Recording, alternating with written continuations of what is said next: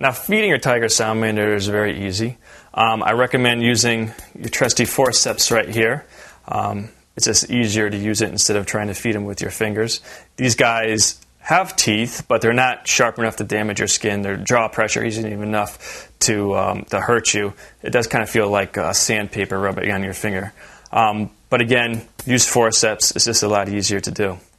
Grab the food item, in this case, a small cockroach, and all you have to pretty much do is just put it right in front of the tiger salamander. I'm going to feed this big one right over here. And once he sees it coming, boom, they grab it and they just do the rest. Now these guys don't chew their food, they just swallow it whole. And we'll feed this one over here.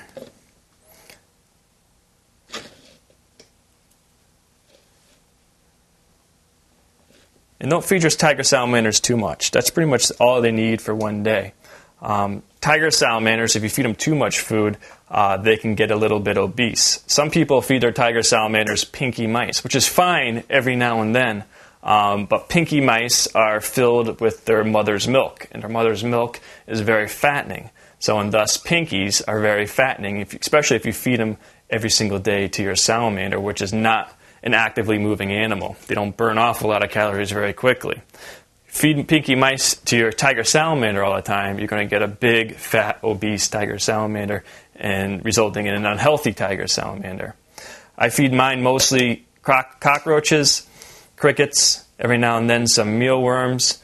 And if you need to fatten up your tiger salamander, if you purchase a tiger salamander that's very thin, then you can pump it up with some small pinky mice. Of course, feed them frozen thawed pinky mice. Don't feed them live mice.